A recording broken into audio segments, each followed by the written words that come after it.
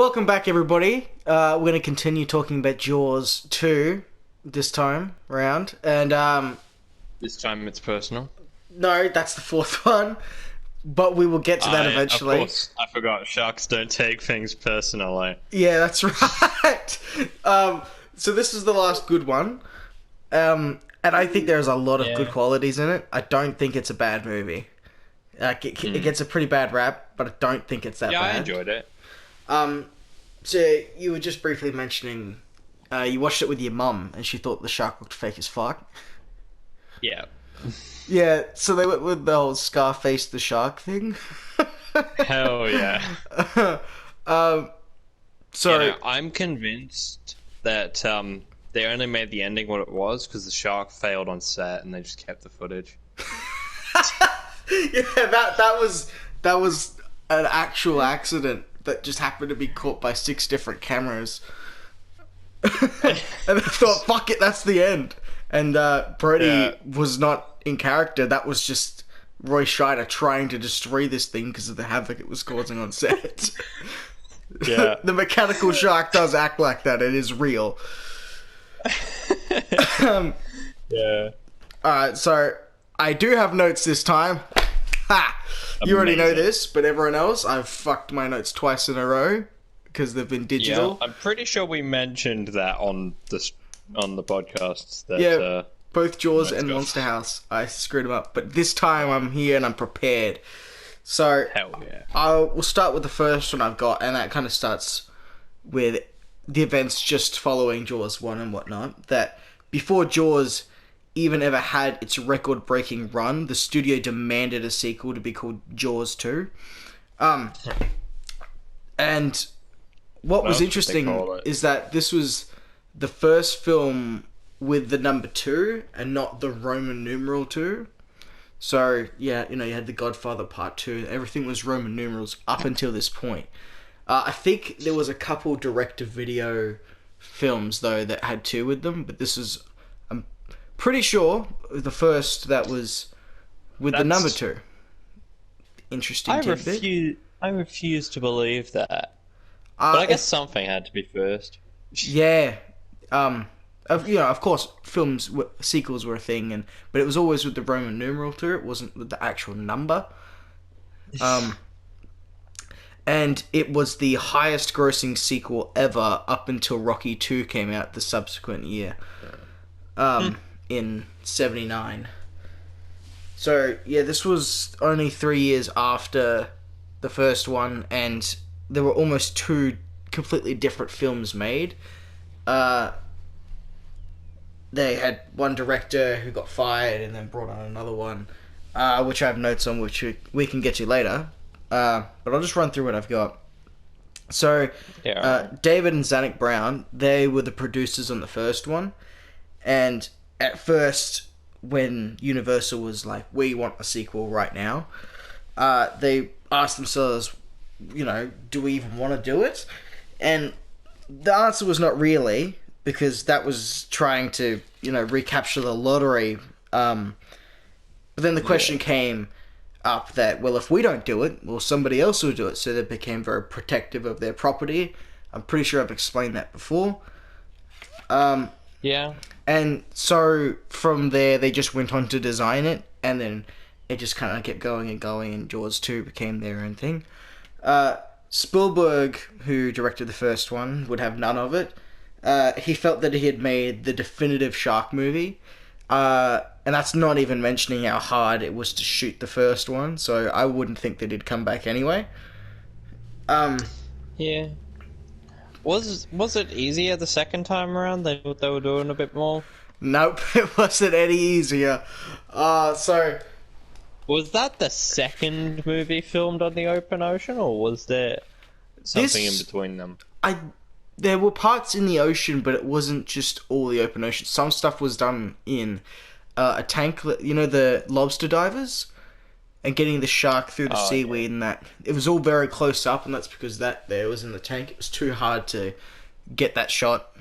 I mean, Spielberg could have done it, but... well, he would have... want to. Yeah. So, John Hancock was briefly on the project. He was the first director, and his idea was a much darker version of the film he got, with that after the events of Jaws, well, this town should be hurting because it needs its summer dollars. And not having that, he wanted to have shops boarded up, closed, no one was coming, and have a much more bleaker and darker film. And only Yeah. 2 shots of his original film made it into the actual film. And that was So, the one after the party at the start, where it's like nighttime and you see the fins splitting the surface. Do you remember that one?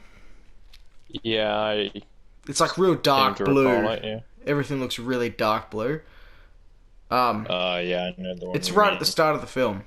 Like you had the orca Yeah, bit, the party, and straight after in the night you had the fins splitting. That one, and then one at the very end. I'm not sure which one, but I like it. I like that shot a lot, and I am very interested to see what his take on it would have been. But he was firing people left and right, and he kept butting heads with the executive. And then at Yeah. one point he fired an actress, but apparently she was one of like the leading executive's girlfriends, and he was Ooh. kind of his boss. And I think because of that, they kind of went their own ways. I think there was some stuff in Trivia Time, which we're not at just yet, that actually explained that story properly. I briefly went through. But with all these differences, the studio ultimately settled for Gianot Swartz, or Swark. He's a Frenchman, and when he was approached at first, he was very confused because he said, well, Jaws 2 is already shooting. How can I do Jaws 2? And they explained there was a problem with directors, and they handed him the script. He pointed out his flaws with it, what he didn't like. His main point was that there was poor character development, which in retrospective is kind of hilarious. Shark! And they got Carl Gottlieb, the man who helped write the first Jaws, or he was the screenwriter and whatnot. You know, the man who had to write himself out of the film. Yeah. Big fellow with the mustache. Yeah. Yeah, and I say it helped write Jaws because Peter Benchley obviously wrote the original novel, but they got him on the script and to redo what the new Frenchman wanted. He said, you basically rework the script, and I'm just going to spend all of our time working on a massive action sequence until you've actually got a script done and nice that I like. Yeah, clashing with everything that the studio didn't want with this darker version of a sequel.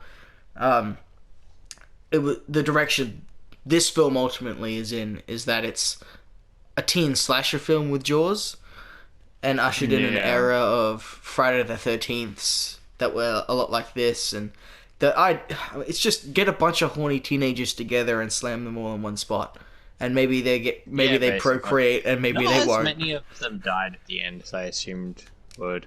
No, they actually don't. So this massive action sequence that they worked on was the water skiing sequence.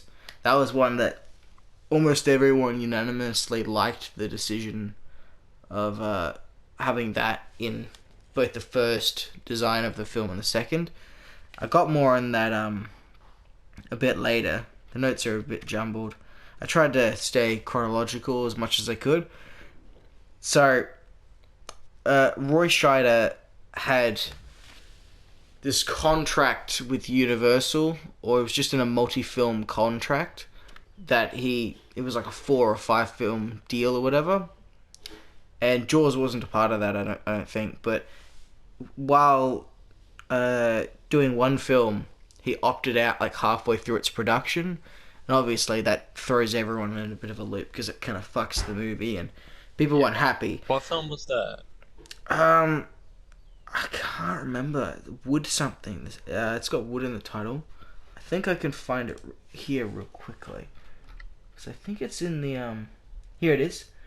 Roy Scheider did not originally want to appear in the film but had recently left with the production of The Deer Hunter, not Wood, which led to conflicts with Universal Pictures, with whom he was locked into a multi-film contract. The studio agreed to forgive his leaving if he did Jaws 2, which they would count as the two remaining films. Into it. Kinda. So it was like, well, if you do Jaws 2 for us, that'll count as your two remaining films on the contract with them. So he could basically just get out of this deal, and Scheider agreed, but was resentful of his involvement from the onset and clashed frequently with the director, which I have got a lot on. So Roy and Schwartz, or Schwark, I cannot remember how to pronounce his name, he's French.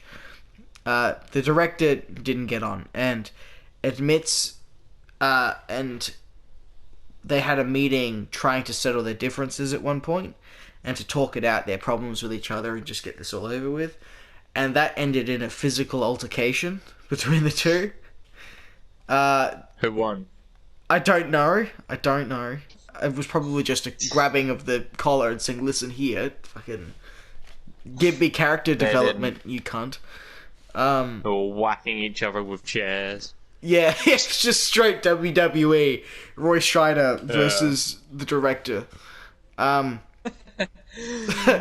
So there was a point. Pile driving. Yeah. So there was a point during the production where Roy Scheider destroyed his hotel room in an effort to plead insanity to be taken off the film. You've mentioned that. I know, but how crazy is that? That is insane. And all the special features. I'd love to know what he said to somebody to claim that it was insanity. I think it was his lawyers and whatnot. He was trying to convince them, like, help me plead insanity to be taken off.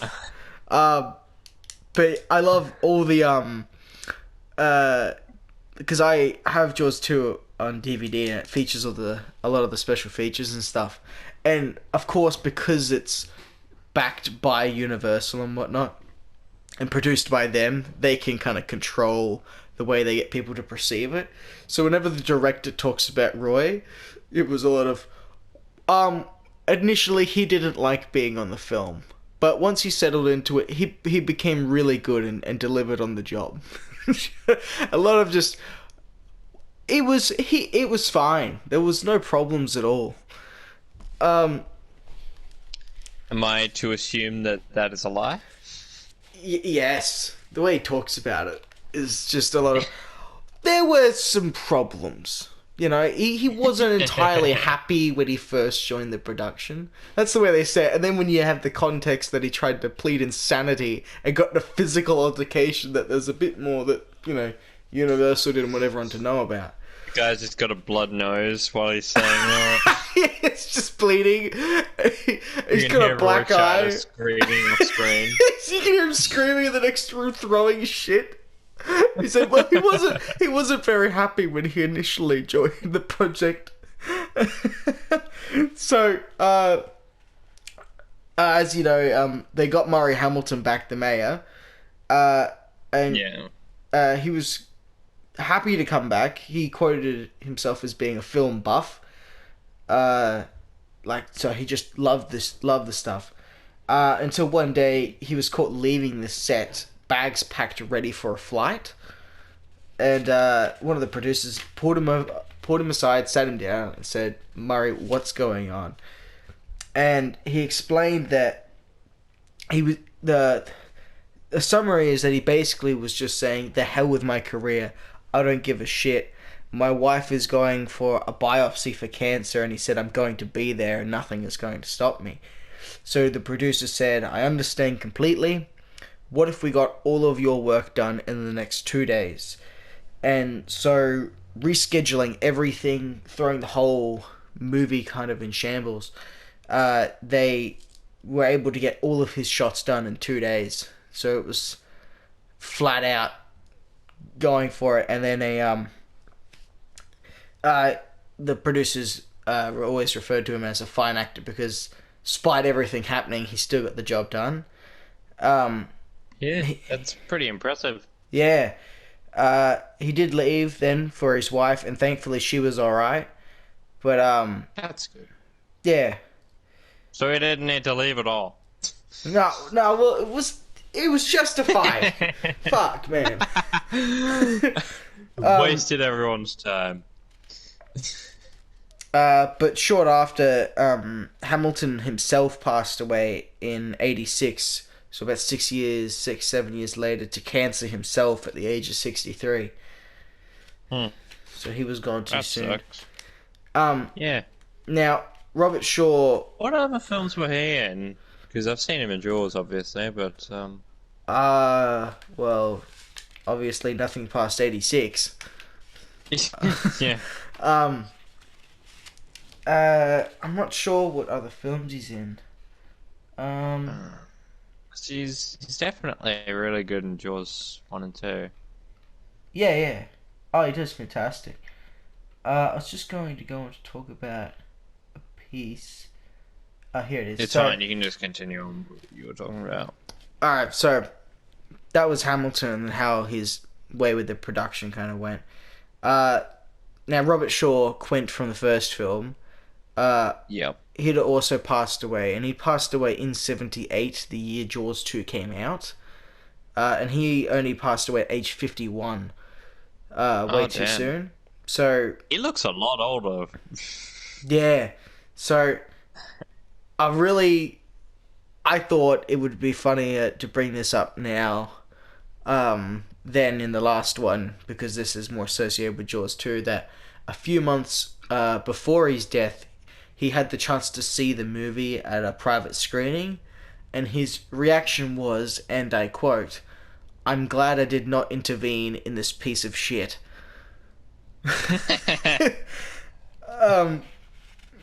Now, I just thought it was great. Now, it was the second director that insisted on showing the shark more, because we had already seen it and we couldn't do like an epic reveal again. And That's true. like that, you could never recapture it. But I personally think it was a massive missed opportunity to play with the idea that Chief Brody is going as insane on set as he is in his character. That Should just be revealed at the end. It's not a shark. It's just like a giant squid or something.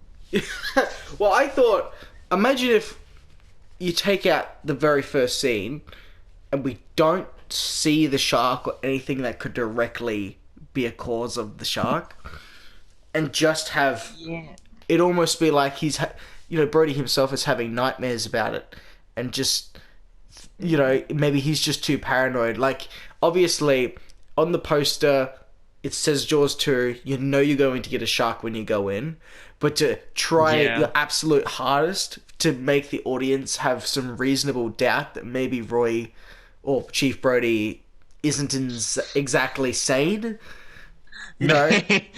Honestly, to be fair, I'll give him this much credit.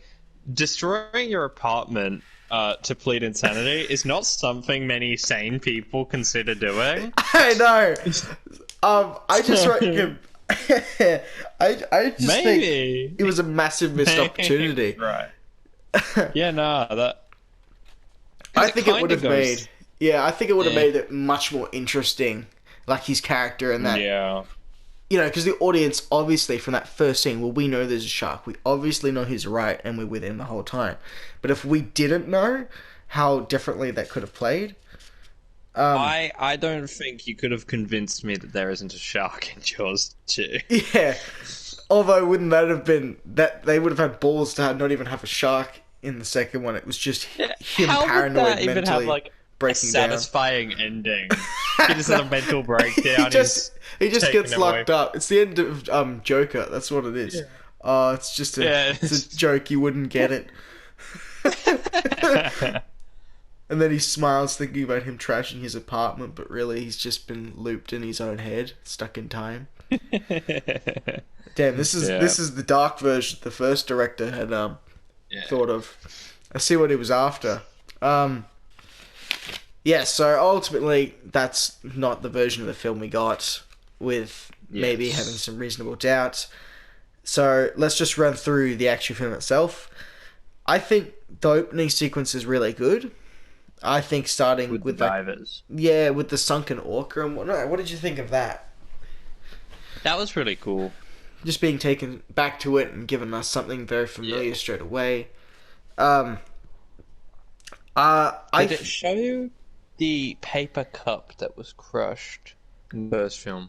No, That would have I been assume it would have. callback. It would have, but I assume it would have been gone along with the hydraulic press, floated away somewhere. Yeah. What really stood out to me, even as a kid watching that opening sequence, was that when the title screen is shown in front of the fish and whatnot, John Williams' score and the way it's approached, trying to build on what the original one was, and that it's more beautiful and methodical and almost alien-like sound underwater. And I reckon it complements his previous work really well. Yeah, no, that was really good too. Yeah, it was. Something else he had to do was start making the music before the film was even done. So he had to kind of just wing it and come up with something really whimsical for the boats, and you can see it a little bit. At least for me, because I've seen this film over and over and over and over. And the only other thing I've got for this opening scene was that it was in Katrina, Southern California. That's where it was shot, that scene. It was because a lot of the waters that we're trying to film in were too murky when currents got flowing too fast. Oh, yeah. Then the next one I've got is that Carl Gottlieb came up with, so that writer, he came up with the idea of the water skier sequence from a documentary about nuclear submarines and how a 3,000-ton submarine can move quicker than a speedboat, and how we thought that, well, our shark should at least be as powerful as a nuclear sub. He's quoted as saying... Fair. It sounds like overkill, but it was a very complex sequence. The director really insisted on having a POV of the shark looking at the back of the skis just from underwater, and it got to a point where they couldn't make it happen. One of the groups working on it said, "You really want this shot?" You know, and he said, "Yes, I want this shot." And the guy said, "Give me 2 weeks and 4 guys, no questions." So they just left them and let them do their thing, and they built this rig that looked like it was built out of like cranes, and it had a helicopter bubble in the middle of it, and a cameraman inside the helicopter bubble with the camera, obviously. Reminded of the first Star Wars film. Me, the boy, 2 droids, and no questions asked. Yeah. Maybe that's where he got it from. Maybe. No, but that was no, that was after. Wait, which film was that one again? Oh, that was that was New Hope. Yeah, no, he When must have got it from a New Obi-Wan Hope. says that to Han. So Yeah. I'm not saying he necessarily got it from that, but it's just what it reminded me of. So it was like, think of like the letter C, but it's real blocky. It's not curved at all. It's just in straight. Yeah. So it's like the shape of C, this crane piece, and then in the middle of that C part, what it's circling around is that sub, the helicopter like bubble. And so the rig would move really fast with the cameraman inside the bubble, and then they would slowly lower the bubble underwater once it picked up speed, and that's how they ended up getting that shot. It was fucking insane. Yeah. Now, the second part in this sequence features one of the stupidest characters in film. Oh no! I'm being attacked by a shark. Let's just pour gasoline on myself and shoot a flare. Oh my fucking god! Oh, this woman. I was convinced she poured the gasoline on herself on purpose. I know, the way it is framed is so silly. She just picks it up and pours it. Like, I thought it was a suicide. I was I laugh at it every time I see it. She's so stupid. Not the actress, the character, obviously, but that is just beyond me. I have seen original storyboards, and the original storyboard was that the shark attacks and bites through not just the side of the boat, but it shoots through a hose that then shoots gas everywhere. And the first thing she did was go for the flare gun to just try and shoot it. And then it went off. Yeah. And I'm not sure why that was changed. I have no idea, but that seemed much... Maybe it's just to make her look like an idiot. I have no idea, but that scene is ridiculous. I love it. 1 minute they were having a wonderful time, and the next... Yeah. Oh, fuck. Did they actually blow up a boat to get that shot, though? I think so. Or at least Hell it would have yeah. been a raft with explosives on it or something. Did it actually have a woman and a shark on it? Yes, it did. It was a real shark. So, I was wondering... The charred corpse was real, too. So, I was wondering what your thoughts were on Scarface the Shark and the design and whatnot. So, why it was done to give it a more villainous expression, to really antagonize it more, and to give you a bit of sympathy for the shark, because he was just trying to eat, and he had an explosion set off in his face. Yeah. He's just trying to do his thing. Yeah, it was horrible. Yeah. I didn't mind it as a kid. I didn't think it was that great or standout thing. I really don't think they needed to do it. Doesn't add anything, really. I mean, it would be worse if it got set on fire and didn't get scarred like that, but... Yeah. I mean, yeah, it differentiates it from the first film's shark. Yeah. You know, the idea is that kind of, that more villainous expression that it's been burned and this thing's pissed. Because the shark from the third film looks very different, but not for the same reason. You should see it in the fourth film. But we'll get there. That's a fucking atrocity. I can't wait. So, you would have noticed there's a lighthouse in this film on a beach. That was a set that was built from the ground up for the film and stood 80 feet tall. And it was all done to give the island a New England look. Fuck all, really. They spent a lot of money on that, and I just thought I'd point it out because no one else cared about it. And there's a scene... They mention New England in the film, don't they? I don't know. I can't remember if they do. But there's a scene where... maybe I heard it somewhere else. Somebody mentions New England, I'm pretty sure, in the movie. So, you remember there's a scene where Brody's...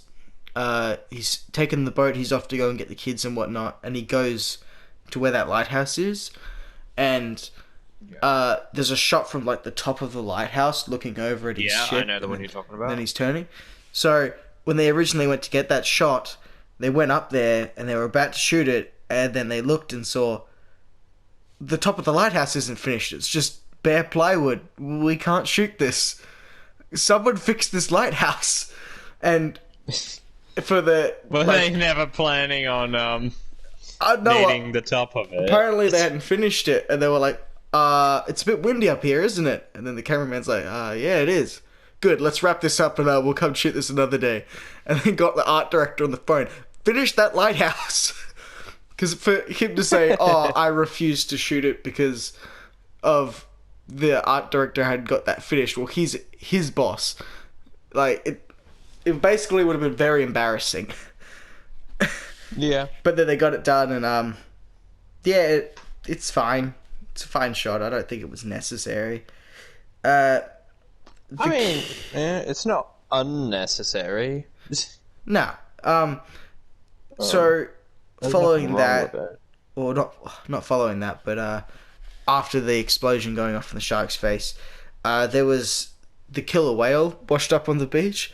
I think it looked excellent. I Yeah, no, I really think think that that looked pretty holds good. up. Yeah, I think it holds up really well. And they a funny story with this is that they had a seagull trainer trying to keep seagulls to stay on the whale, and apparently everyone on the set just was laughing their ass off because this guy had the hardest time trying to keep these seagulls on the whale and trying to eat it and whatnot. And it got to a point where he got like rope and sticky tape and like tied the seagulls down onto the whale, so you can see it in the film. All of them are like trying to fly away, but they're stuck on the whale. It's the funniest thing. They should have just gotten some fish and chips. Seagulls wouldn't fuck off. Yeah, they wouldn't fuck off then. Yeah. But yeah, him tying them down. There's a shot in like a still photo from behind the whale with all these wires running down the side holding these seagulls on. And it's so funny. They got a seagull trainer, like that's his job. That is a job that you can do. Cruel. Yeah, it does in retrospective, but that's what happened. And then I hope those seagulls got some fish and chips for their trouble. I'm sure they did. Now, what I think's really funny is the line that precedes that event, and that's that sharks don't take things personally, Mr. Brody.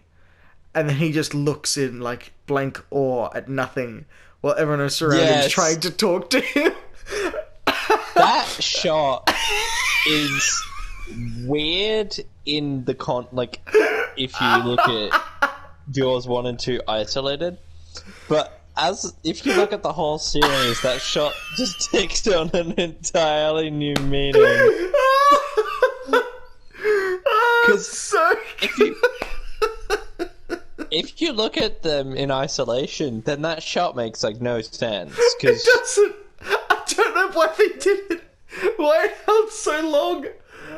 I can't ever watch it as what it was originally intended for. I only ever think of him going, wait a minute, but the fourth one said, this time it's personal. And then all of a sudden his face kind of goes flat. Jaws for the revenge. Yeah. And then like his face goes flat and he's just looking like that they fucked it up, and that's just, it is like this film. Just when you thought it was safe to go back in the water, it was the main tagline for the fourth film. On all the posters, the trailers, it would say Jaws, the Revenge. It's probably the most famous of the taglines. Oh, fuck. Yeah, well, this second one was very big. No, that's everywhere. That's referenced everywhere. It is the funniest fucking thing. I cannot... I can't not smile every time he gets told sharks don't take things personally. Jaws 4 in advance or something. I really hope.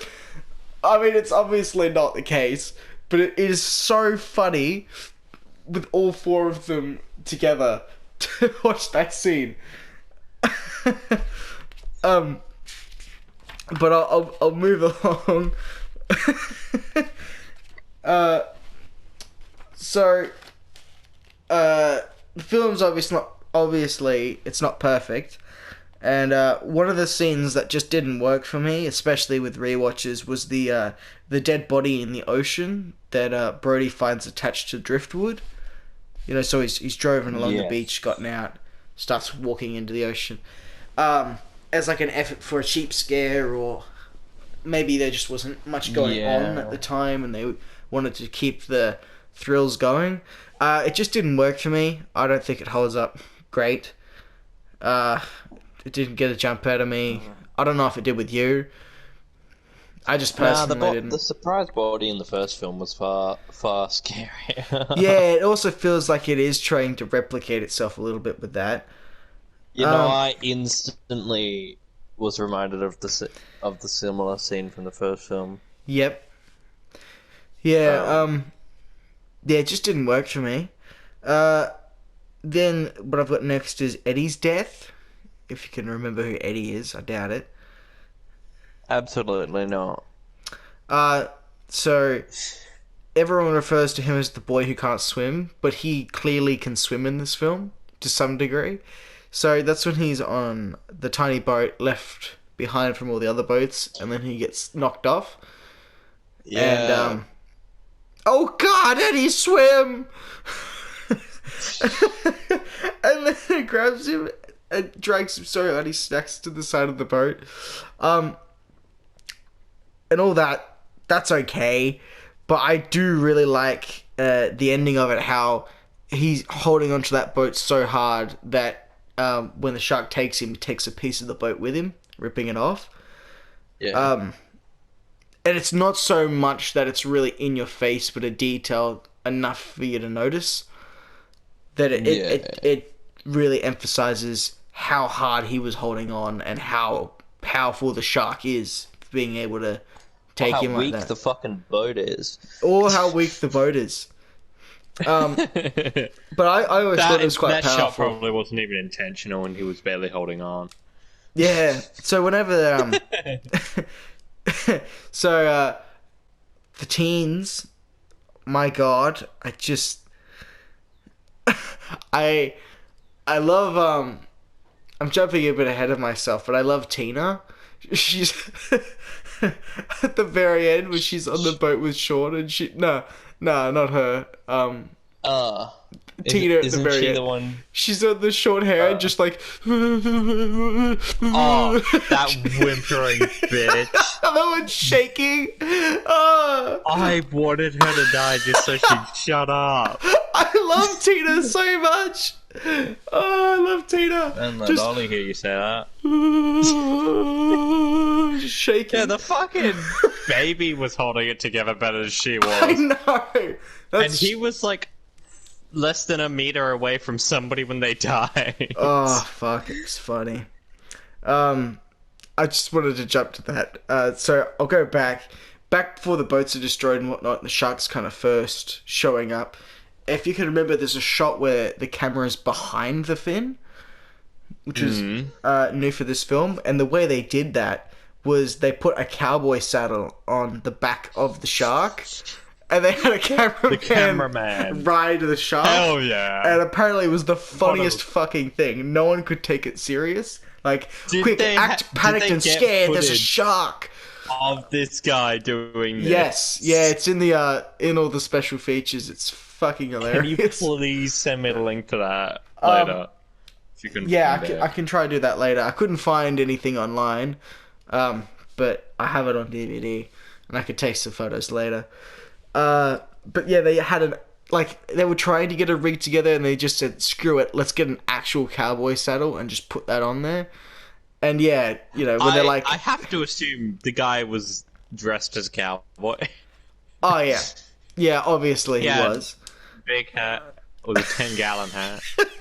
Riding this shark. So, yeah, apparently a lot of people had a lot of trouble with it on set because they'd say, act scared, terrified, with this guy, like cowboy, riding the shark with the camera behind its fin. It was coming towards them. He could have been dressed as like Jason Voorhees or something to scare them more. But I don't know if that would be funnier. No, he looked like just a big guy in a white tank top with a shaved head and a bit of a stubble. Now I'm trying, because I just mentioned, now I'm trying to think. If he was dressed as Jason Voorhees to scare the actors more, would that just be funnier?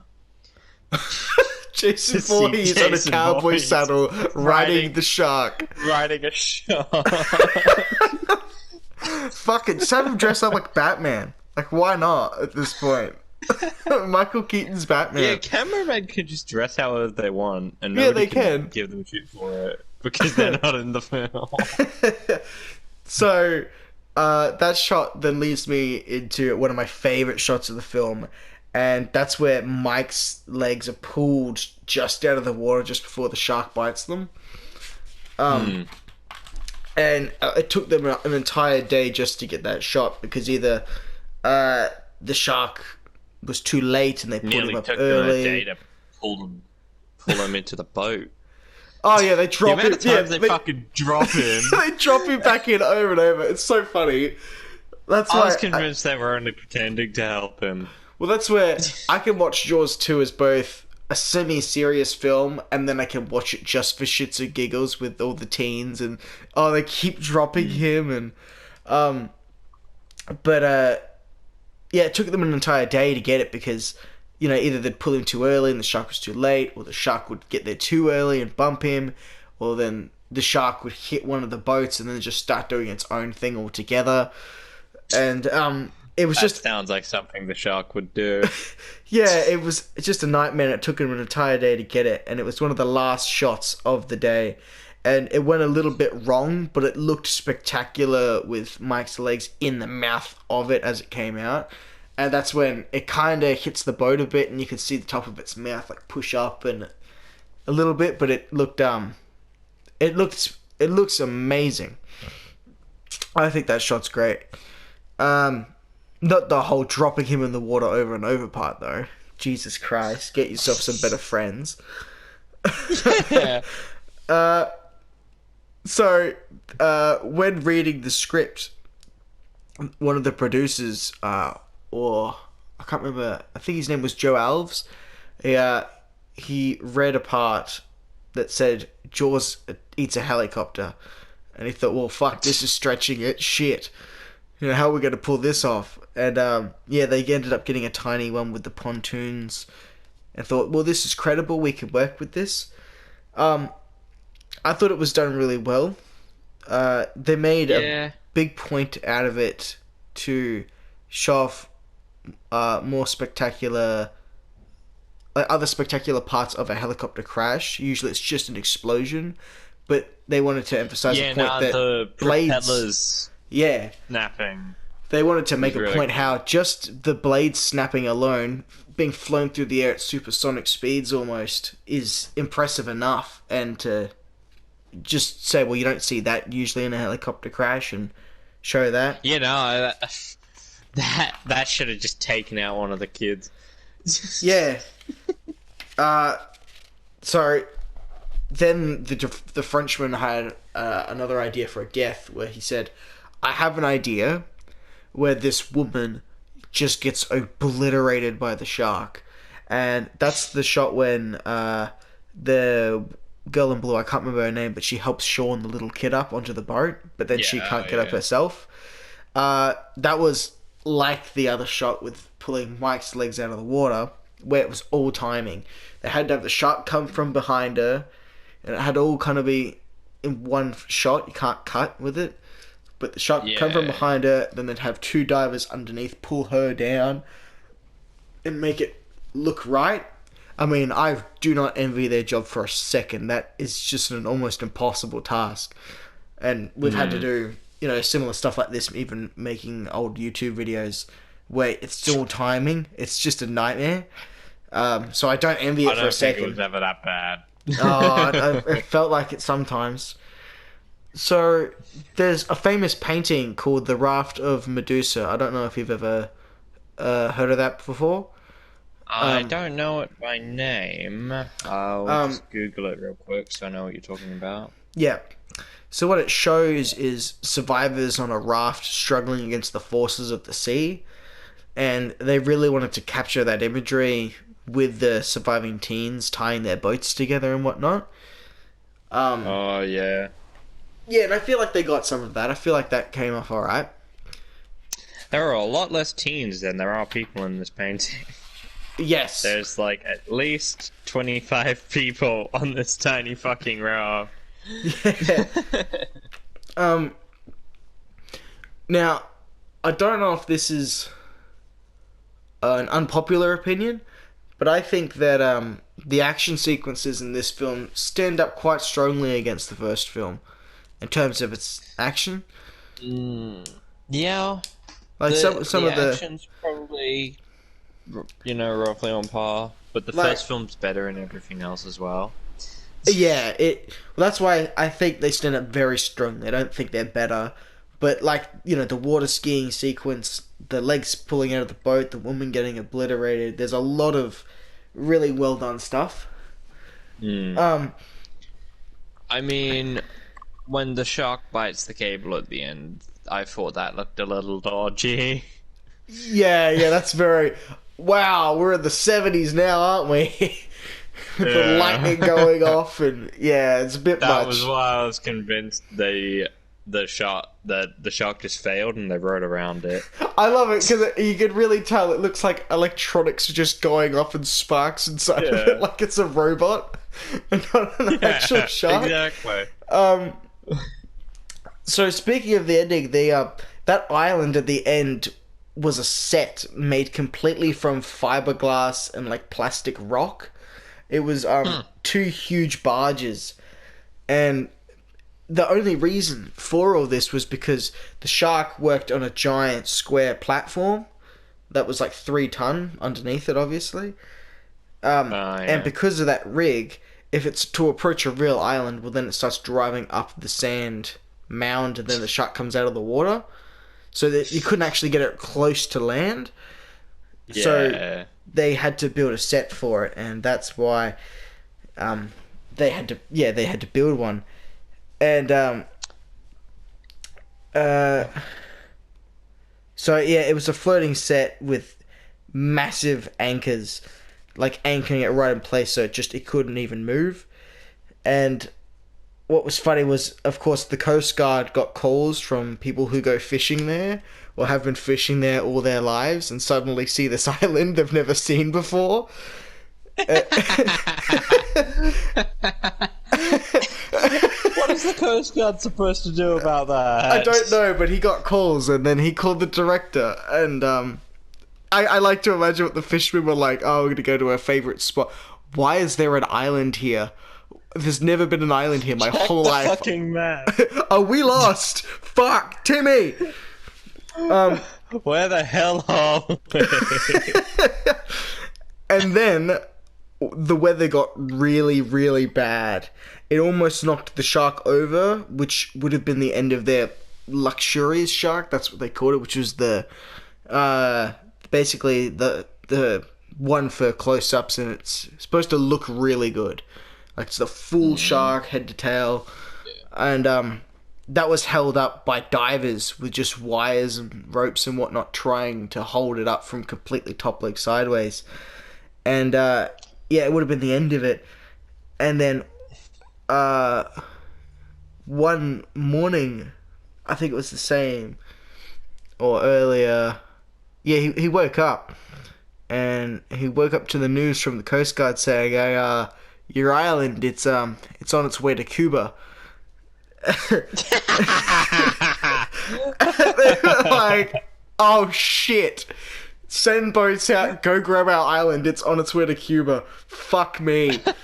So the weather was so rough, it broke the chains, it snapped the anchors, and it went on its way.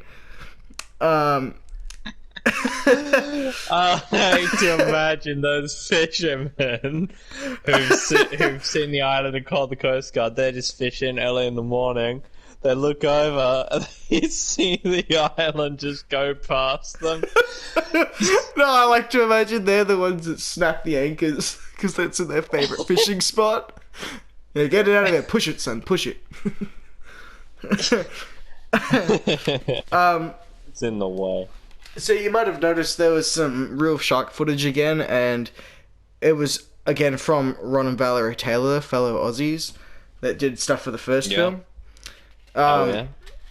Yeah, they got them to do that. For just shots So they couldn't... naturally, the shot they got in the first film was the scariest experience he ever had. Was the shot he got in the second film the second scariest experience he ever had? No, unfortunately I don't have any epic cool stories like the tiny guy from Hollywood getting scared to shit and not having enough oxygen to stay under. So... I wonder when they noticed that they hadn't given him enough oxygen. When he was floating to the surface and was limp. They just got him in the cage. They're just like, alright, he's been down there for half an hour now. He's probably should just get him back up. They pull the cage up and he's just unconscious in the bottom of it. I like to imagine they've got the top of the cage just out of the water, and then he just floats to the surface limp inside the cage after 10 minutes. Did he get the shot? No, he's not moving.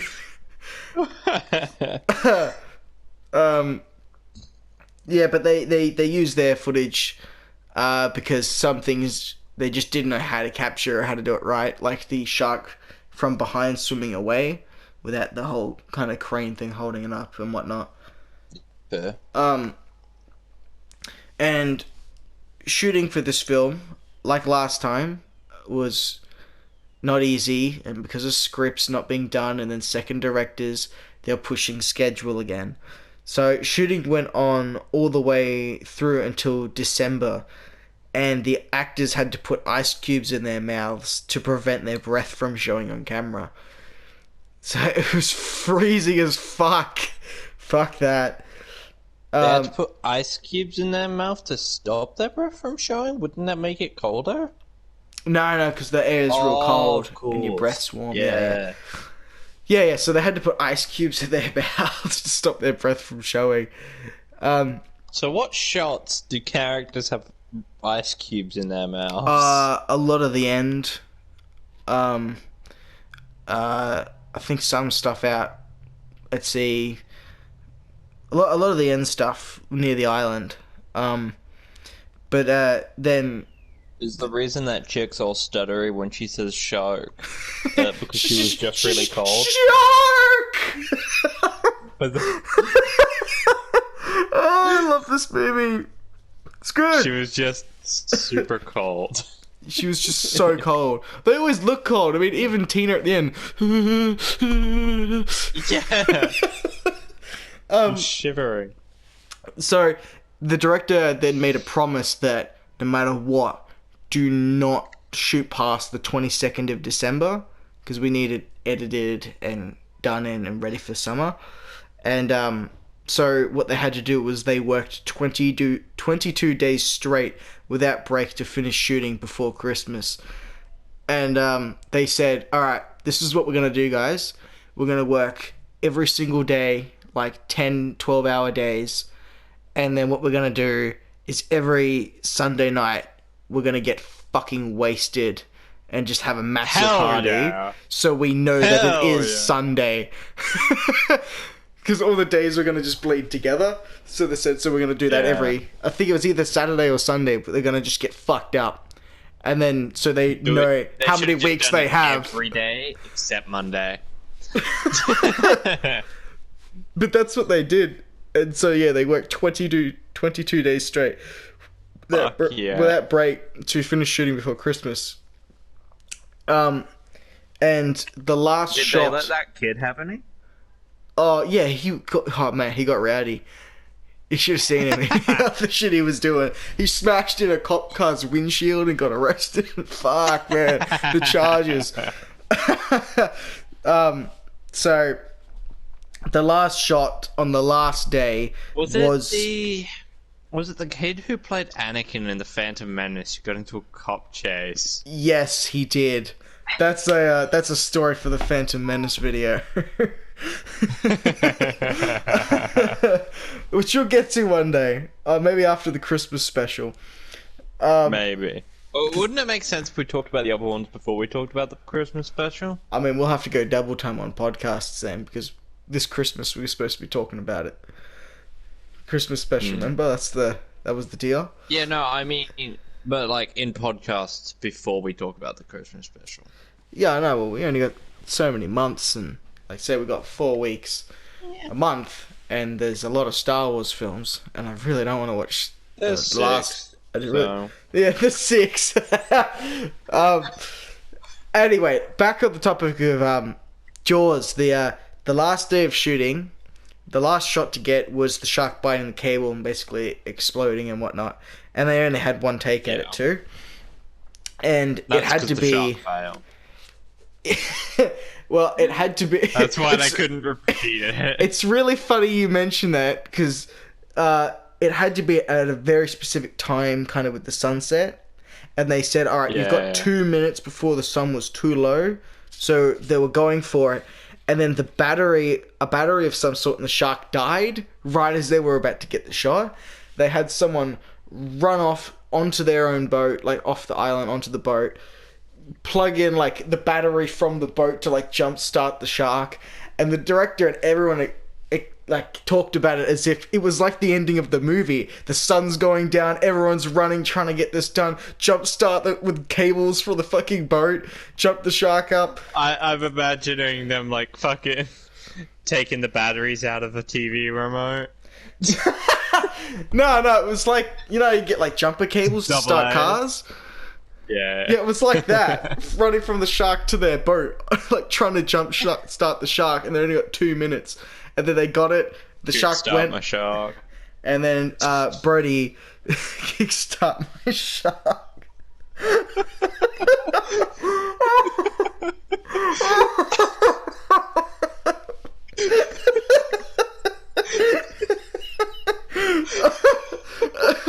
I need to hear that. Oh my god. Kickstart my shark. Oh. Whoa. Yeah. Kickstart my heart shark, hope it never stops. Oh my god, that's hilarious. Oh my god. That song would have come out after the movie? I have no idea when the Motley Crue released that one. 70s. No idea. But it was the last shot. They got it. It shot electricity out of its mouth because it's like Thor. And then apparently that night was the biggest night where they got shit-faced and just wasted. And then the next morning they left on a plane to get the fuck out of there. Did any of those actors have to return to the ocean in the sequels? Or like, did any of the cast have to do it again? No, I don't think so. See, Lorraine Gary returns for revenge, but she was never at sea in neither the first or second one. So, well, she was at the boat briefly in the second one, wasn't she? Yeah, briefly, but not with all the hard stuff. But that wouldn't have been that bad. Yeah, she never had to encounter the shark. Yeah, well, not yet. So, that was Jaws 2. I got some deleted scenes and concepts that I thought were really cool and worth mentioning. There's a part in the novelization of Jaws 2 that had Lorraine Gary and her boss leave that party at the start with a bottle of wine. That maybe she's been having an affair and whatnot. And there's a lot more characterization in the novel that kind of... and I reckon that was something really cool. Missing from the film? That's just missing. Well, it's... You know her boss. Do you remember him at all? No, I don't really know who you're talking about. No, that's alright. But there was a scene where, that wasn't shot, but that was in the novel that got cut out, and I reckon that should have stayed in. But it's great character development. There's a great deleted scene. This one I don't think should have been removed, and it was filmed. You can find it on the DVD. That once Brody's come in, tried to show the townspeople the photo of the shark, that's a shark, and then they all leave to go into a room to kind of vote and talk it out. There is a scene where you can see them voting, and what happens is everyone votes Brody out except the mayor, and he's the only one that opposes raising his hand to not get rid of him, and in quotes that he did a lot for this town. Hang on. What a champion. Yeah, no, I think it was great, the whole line of he did a lot for this town. You know, and I just think all of a sudden you're like, hey, I like the mayor now. This is... and then there was another deleted scene where the helicopter flipped underwater, and then the pilot being attacked underwater and having the door break and the shark try to get in and whatnot. Yeah, it never shows him getting attacked. Nah, but I expected him to get out the other side like Michael Caine does. Yeah. Isn't that what happens in the fourth film? Oh, man, I cannot fucking wait to watch. Shit. Part of me really wants to watch the fourth one with you. Maybe we could. Maybe. But Oh shit. the plane lands in the water, and it hasn't sunk or anything, and like the other guys have jumped out swimming to the boat with this massive shark in the water, and then he opens his door to get out, the last one to get out. The shark just like flies out of the water chomping in air. I mean, this shark spends more time out of the water than in. It's like flapping its gums at him, and he goes, "Oh shit," and turns around to get back in the plane. And then the shark grabs the wing of the plane and starts dragging it underwater. Fucking, I can't believe Michael Caine is in that movie. Fuck me. I mean, in all fairness, how would you react? That movie is an enigma. It really is. So is the third one. The third one specifically for its special 3D effects. But yes, there was another deleted scene where the helicopter got flipped and the pilot being attacked underwater. Oh yeah, fun fact about the third film. My mum watched it at one of her friend's 10th birthday parties, and she thought it was awful. Nice. We're in for a good... Well, I said this is the last good one. Yeah, there was just more character development with Brody and his wife that was cut. With the whole notion of maybe she's having an affair and whatnot, or that her boss kind of gives Brody a hard time. There's a deleted scene where he basically is outside of like the townspeople's, like, I don't know what you call it, their main like hub area, and her boss ends up leaving and whatnot, and Brody's waiting, standing there to give him a ticket for his car. He said, "You can't be like serious." He's like, "No, license and registration." He's just being a prick to him. That was cut. Oh yeah, I also did find out there was indeed an actual concept for a USS Indianapolis film, but it was thought to be, but it was thought to be too soon from the events that actually happened and strayed too far from the original property of Jaws. That, it's... That's fair. And they thought that, well, what people really want to see is they want to go back to this little town and see where Brody is and what's happening. Now, I've mentioned this briefly before with you, and we both thought it was great, but the producers after the second one... the idea for Jaws 3 was a spoof movie, and the producers went that direction because they said that you couldn't possibly take a third shark seriously. A third shark, and Brody has to be the one to take it out again? No way would anyone take it seriously. It's just stupid. Having it happen twice was a bit... Twice is stretching it. Big time. Yeah. I wonder, because, like, the only witness to the ending of the first film is that other guy, and I wonder if the way Brody tells that story is a lot more awesome than how it happened. Like, he fist fought the shark.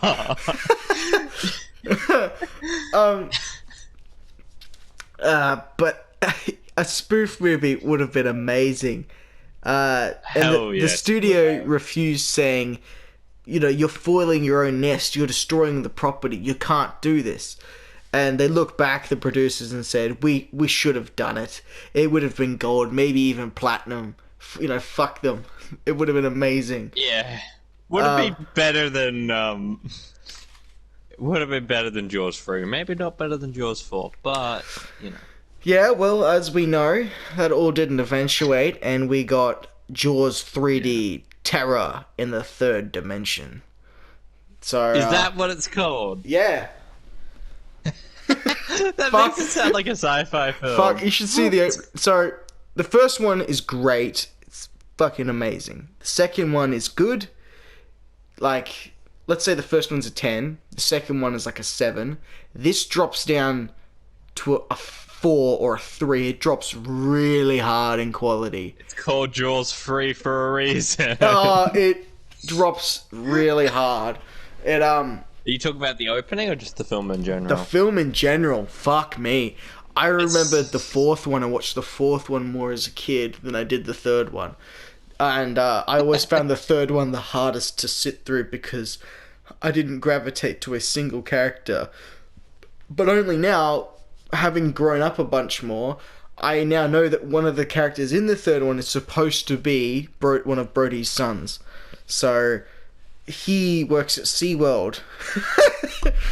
And now, somehow there's That doesn't seem like the kind of career choice they would pick. Oh, I even though they wouldn't so have been the younger one. fucking funny. The younger one had multiple traumatic experiences in the water. No, I think it's the older brother, Mike. He's the one that works at SeaWorld. And then in Jaws the Revenge, we find out after moving on from SeaWorld, he went on to become a marine biologist, of all things. And his younger brother, the little kid Sean, he works out on what's it? It's like not boats. It's kind of like bills. no, it's like a lifeguard type of thing. Like it's all everything is Coast Guard. Everything's water related in this family. Everything, like of all the careers, they all choose to have something to do with the water. In the second film, they really enjoy sailing, and in the first film too. Yeah, I absolutely love the line in this film that there's Brody's like, "Well, what are you doing today?" "I'm going sailing," and he's like, "Again?" And then he talks to his wife. It's like, everyone goes sailing. Everyone's a boat freak. And she says, "It's an island." It's an island. It's an island. Yeah. I just think it's fantastic. If you had $100,000 yacht, there'd be an investigation. Yeah, there's a lot of sailing. Originally, those colourful boats were painted a lot darker. And there were just a bunch of different ideas that I reckon I would have preferred the darker version of Jaws 2, what was to come. Especially just going off that one shot where the fin slices the water at night time after the party. I think it was great. Ultimately, I reckon this film's good. If you're really dying to get some more Jaws entertainment, you can watch this one. Watch the first one again. Yeah, you can watch the first one a couple more times before going, okay, I want something a little bit fresher. So, first one, obviously spectacular. This one, you can watch it. It's good. It's a serviceable sequel, especially with the task of trying to go up against Jaws. That's impossible. I think they did a good job. I think it's a very serviceable sequel, unlike the other ones, which we will venture into. I assume the only reason that the third one stars one of his sons as the protagonist is that Roy Scheider would not be caught dead within 100 feet of another Jaws film. Yes. And Richard Dreyfuss declined joining this film because of Spielberg wasn't directing it, which was the smartest move. Yeah. And then, Roy was only brought on because of everything. So, trivia time. Trivia time, everybody. Hell yeah. Let's see what trivia we don't know. Trivia sound effect. Yeah. Are we also going to do 1 out of 10 reviews? Yes, we should also do that. We should check a couple for the first film too, because we didn't do that for the first film. We only thought of that in the Monster. Man, 1-star review for Jaws. We'll be fucking lucky to find one. But when we do, oh yeah. So, Sean Brody, Mark Gilpin was the actor for the child, the young kid. He claims that when they were shooting one of the scenes on the makeshift raft of wrecked yachts, they were being circled by a real hammerhead shark. The actors were scared and began to scream and holler at the production crew, which was filming that particular scene from a distance. The crew was oblivious to the danger and assumed the actors were simply in character and gave them the thumbs up.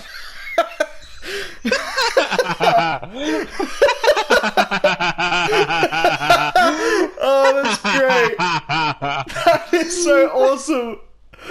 That is actually amazing. I bet the fucking production crew let that shark, brought that shark with them. Yeah, they just fed chum like fucking Brady did in the first one. Yeah. So, the name of the small rocky island with an electrical relay station on it was Cable Junction Island. This was Yeah, actually a set that caused numerous problems during filming. The island was made from like plastic slash fiberglass going on a material. surprise vacation to Cuba? Cuba. Cuba. Uh, Set on two barges. The surface of it was so slippery it was difficult to traverse it or even grab hold of it. This resulted in numerous retakes having to be shot, with actors slipping and falling off it constantly due to not being anchored properly. It once drifted away in the ocean, the production had to go out and get it and tug it back. The director Wonder recounted how the far it day. got. I don't know. The director recounted the day when he was informed that his island set was, in quotes, on its way to Cuba. The movie's tagline, just when he thought it was safe to go back in the water, became one of the most famous and popular taglines in motion picture history.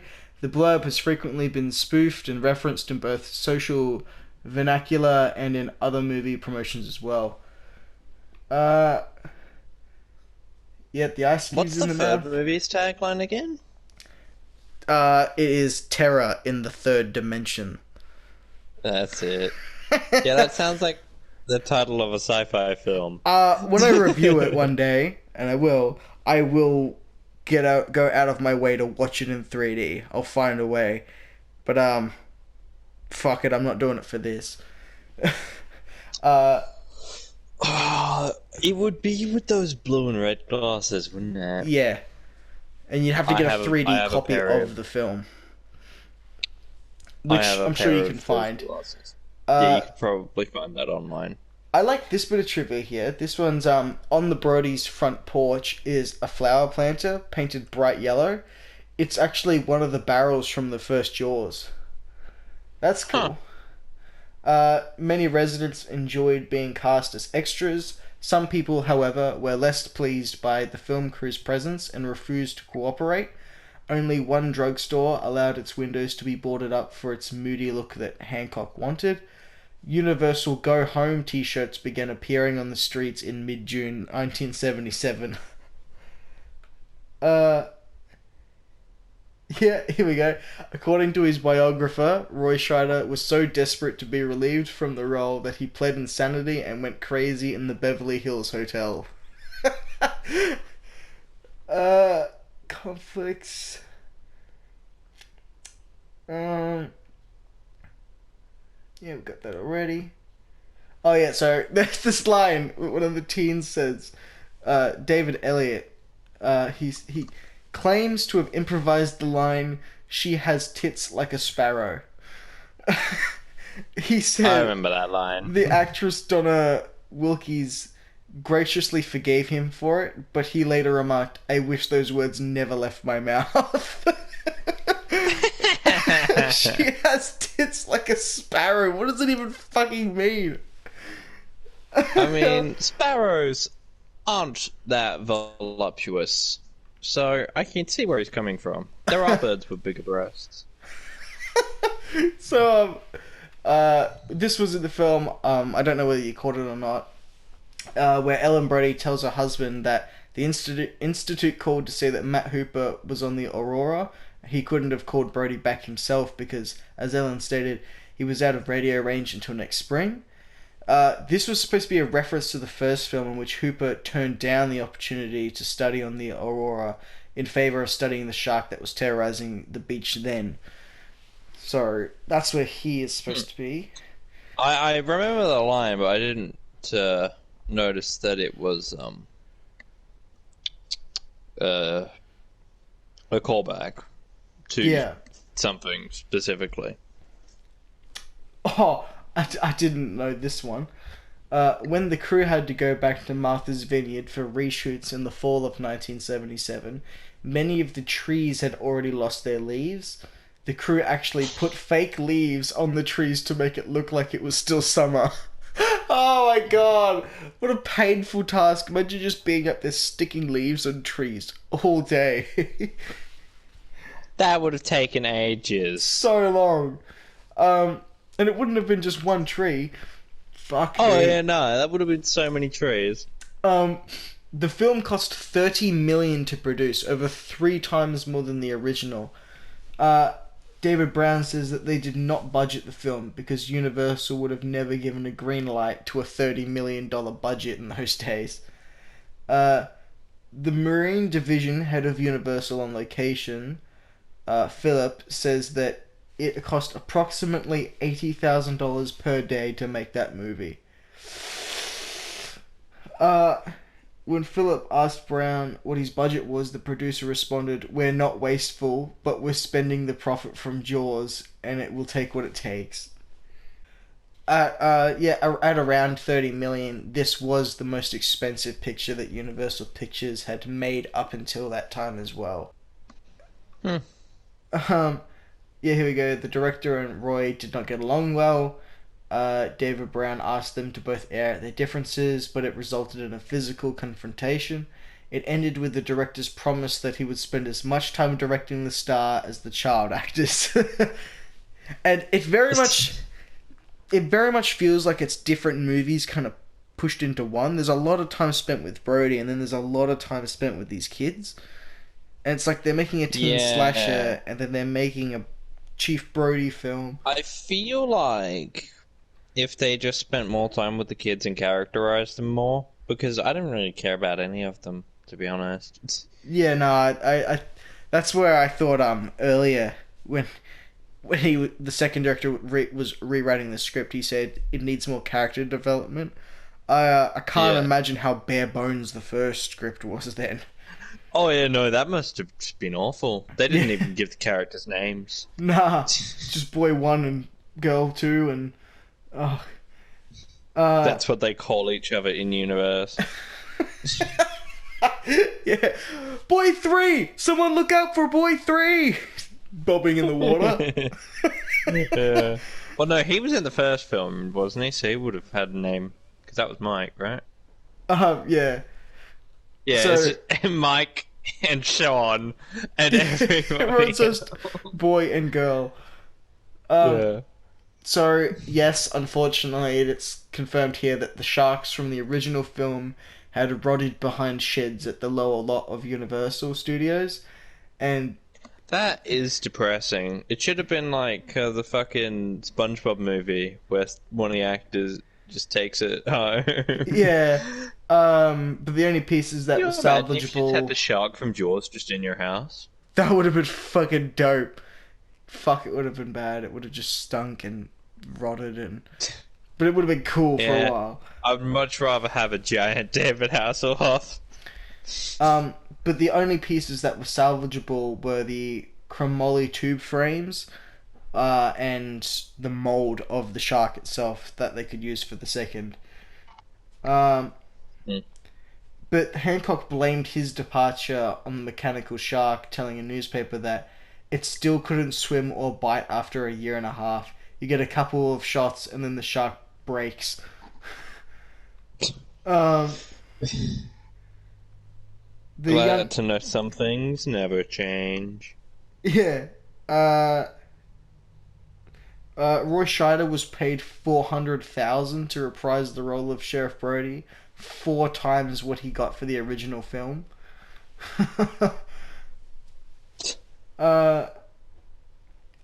As in the first film, shooting on water proved challenging.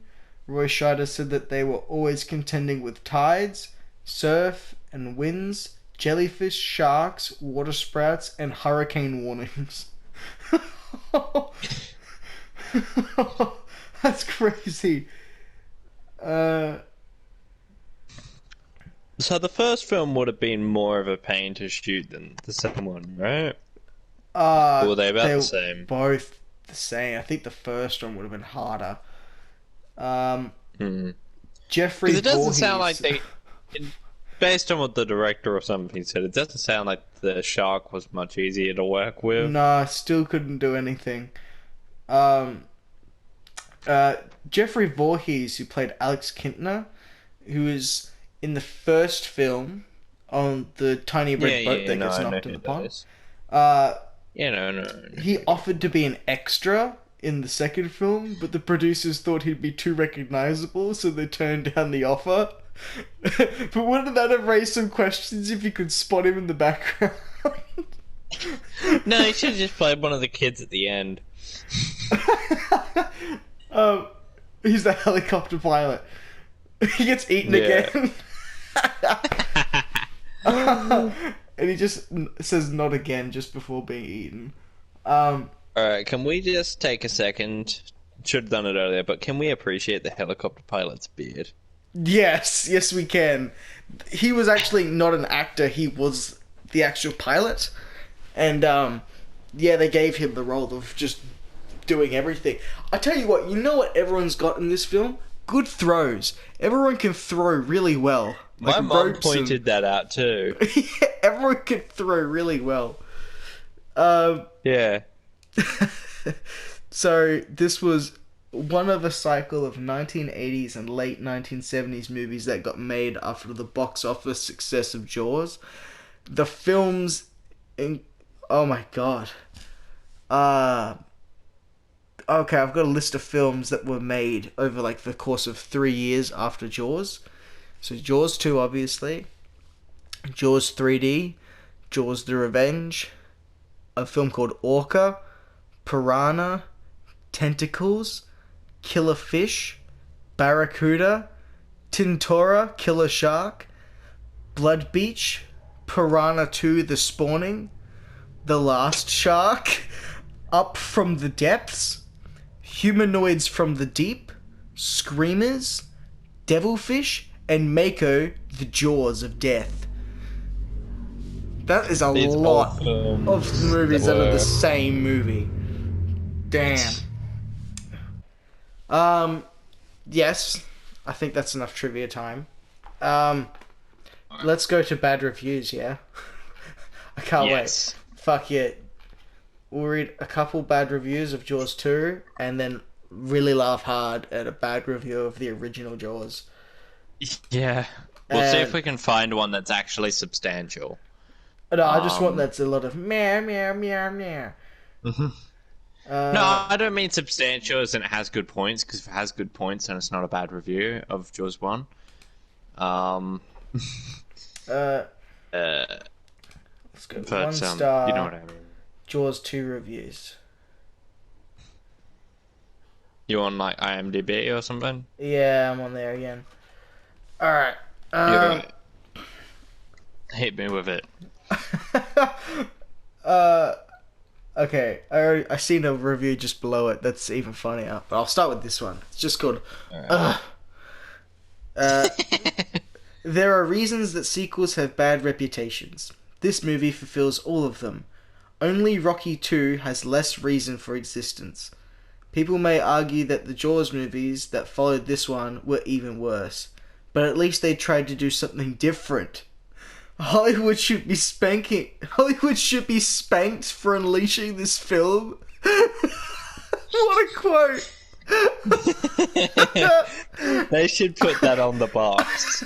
Hollywood should be spanked for unleashing this film. Put it on the box for Jaws the Revenge. I own a book called the, in quotes, 50 Worst Albums of All Time. And while it has its share of obscure failures by people no one ever heard of, it makes the argument that the worst albums are one made by people who should know better, saving the top 2 spots for Lou Reed and Elvis Presley, and makes a strong case against everything Billy Joel has ever done. What is this going on about? This film What certainly... does that person have against Billy Joel? I don't know. This film certainly fulfills that role, considering that at least most of the people involved were part of the original, which is certainly a great film. I really can't see anything harder to watch than such an obvious lunge for the quick buck. Wow. Well, we did... I need to find this book that apparently has good reasons why Billy Joel isn't good. Because Billy Joel is really fucking good. Alright, so this one has spoilers. It's titled It Could Be Worse, proved by Jaws 3. Yeah. Jaws, in quotes, Highlander, in quotes, should have been left alone. As Conor McLeod said, there can only be one, which also applies to this movie. They should have caught on by the poor reviews at the time and buried Bruce instead of copying Planet of the Apes. It is over and was over back in 1975. I wish the studios had taken their stinking paws off this epic and had come up with a more original thought. The original is without question one of Steven Spielberg's crowning achievements. The cast was perfect, the directing was perfect, the scenery was perfect, the musical score was perfect, and even the boat, the Orca, was perfect. And yes, they did need a bigger boat. With that said, why in the world would anyone want to make a sequel? And then another. And then another. And then another? Question mark? Is there 5? There is not 5. There's not 5. I know some may think these movies get scarier sequentially. No, that is wrong. They do not. They progressively sink to the lowest of or low. Lowest or low? You mean of low? Yeah. When there's just one letter off, yeah, you can just assume. Yeah. Granted, as good as the first one is, the storyline, when dissected, is kind of lame. But come on, this is Hollyweird. Hollyweird. The job in Tinseltown is to entertain, and lame is the name of the game. I found Jaws 2 not to be entertaining in the least. This fiasco ended up being a very irritating follow-up. Sadly, Jaws 2 fostered several unscary sequels. Nothing excepting the surviving cast members and theme song is memorable about this poor copy. If you need a nap, watch this joke. Just don't wake everyone up with your snoring. Some of these are pretty funny, but I think some of them have some merit because it isn't a perfect the film. film isn't that great. Yeah. So I think if we just go to Jaws. Yeah, if we hop over to... Because the Monster House one had a heap of angry parents. Yeah, no, that was fantastic. But if we go to Jaws... Alright. 1-star reviews. Is there even any? Yes, there would have is. to be at least. Oh my How many? god. Fair amount. Oh my god! Okay. Laughable horror. The idea was way too simple. Just an angry and ruthless shark swimming around and eating defenseless people. When I was 6, I was really scared of it.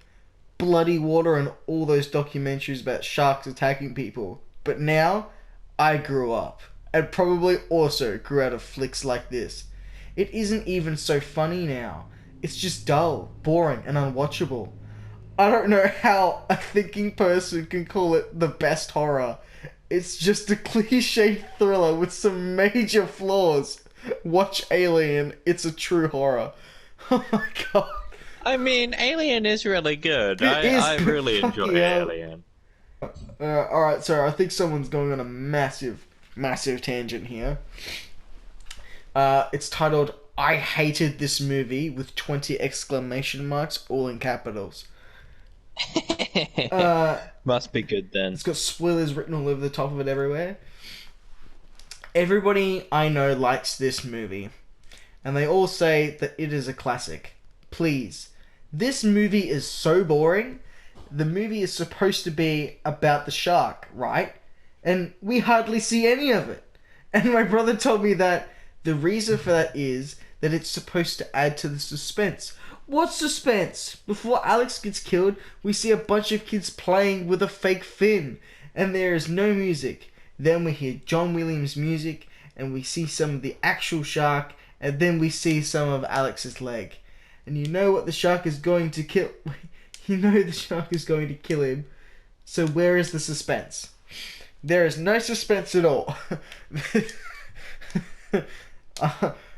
You know the shark is going in for the kill, so it's just a matter of seeing him die. This guy goes on, man. There's so much here.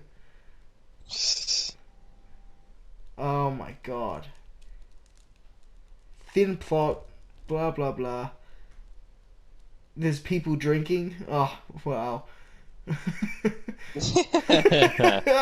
this guy goes in. The last 50 minutes of the film is nothing fancy. It's not even entertaining. It's just a matter of finding the shark and killing it. Then we find out that they didn't know how big the shark was. And how stupid is that? And they didn't even pick a big enough boat. They'd Are they never really- seen the shark I before. know, it's so good. Nobody had gone up to the shark with a tape measure. I know. Then we find out that they didn't know how big the shark was, and how stupid is that? And they didn't even pick a big enough boat. Are they really that stupid? I'm pretty sure the thing about them needing a bigger boat was a joke. I know. I also did not like the ending. I thought they could have, though, of something more complicated. Brody throws the air Thought of tank in the AHRK, AHRK, and it happens to land in the perfect place for him to shoot it. Well, I plain hated this movie. It was far, far, far from a classic, and even further from being a good movie. It's not scary or entertaining, and Robert Shaw thinks that he knows everything about sharks, and that's the arrogance that kills him. 0 out of 0. 1 out of 10. Thumbs way, way, way down. Well, you get the picture. Oh my god.